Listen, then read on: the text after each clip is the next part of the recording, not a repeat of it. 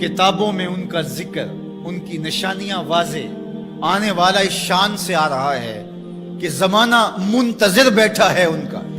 اور پھر جب حضور تشریف لائے، علماء نے لکھا ہے، اہل سید نے لکھا ہے کہ درختوں کے پھل اس سال زیادہ آئے جس سال حضور آئے، چشموں کے پانی بڑھ گئے جس سال حضور کی ولادت ہوئی۔ جو عرب کے لوگ تجارتی قافلے لے کر گئے تھے ان کو معمول سے زیادہ نفع ہوا، اتنی بارشیں برسیں کہ سبزہ اتنا زیادہ ہوا کہ جانور اتنے موٹے تازے ہو گئے کہ لگتا تھا کہ چربی سے پھٹ جائیں گے۔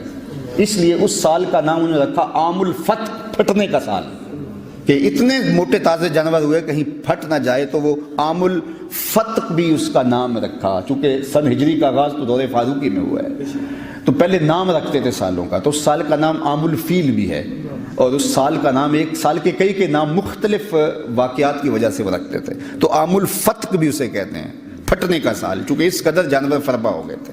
اور اس کا ایک نام اور رکھا انہوں نے، سنۃ الفتح والابتہاج، فتح، کامیابی اور مسکراہٹوں کا سال، چونکہ عرب کے اکثر لوگ اپنے ہاتھوں سے اپنی بیٹیاں زندہ درگور کر دیتے تھے۔ اللہ تعالیٰ نے اپنے محبوب کی ولادت کے سال کسی گھر میں بیٹی پیدا نہیں کی، بیٹے ہی تقسیم کرے، کہ حضور رحمت بن کے جا رہے ہیں تو کوئی باپ اپنی بیٹی کو زندہ درگور نہ کرے۔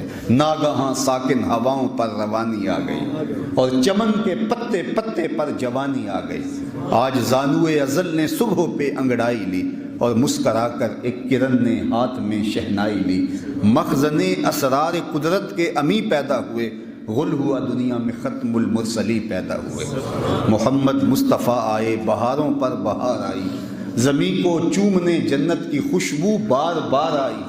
خرام ناز پایا آفتابوں نے، ستاروں نے، چٹخ گنچوں نے پائی، داغ پائے لالا زار۔ تو عجیب رنگ تھا، عجیب آہنگ تھا، عجیب جمال تھا، کیفیات کا کیسا جو ہے وہ نور پھیلا ہوا تھا کہ ہر سمت روشنی ہی روشنی اور اجالے ہی اجالے ہو گئے۔ سیدہ آمنہ سلام اللہ علیہا فرماتی ہیں، جب حضور کی ولادت کے لمحے قریب آئے تو آسمان کے ستارے میرے گھر کے اتنے قریب آ گئے کہ مجھے لگتا تھا میرے ویڑے میں گر پڑیں گے۔ اللہ اکبر۔ اور فرماتی ہیں، خرج منی نور ادا لہو کسور الشام، میرے بطن سے پھر ایک نور نکلا، اتنی روشنی پھیلی کہ یہاں مکے میں بیٹھ کے میں نے بصر شام کے محلات دیکھ لیے۔ اس قدر اجالے پھیلے، اس قدر روشنیاں پھیلی، اور اس میں اختلاف بھی کوئی نہیں، تمام مکاتب فکر کے لوگ اس بات کو مانتے ہیں کہ حضور کی ولادت کے وقت وہ اجالا ہوا تھا کہ بصر شام کے محلات دکھائی دینے لگے تھے۔ اس قدر انوار پھیل گئے، اس قدر روشنیاں پھیل گئی، اور ہر سمت اجالا ہی اجالا۔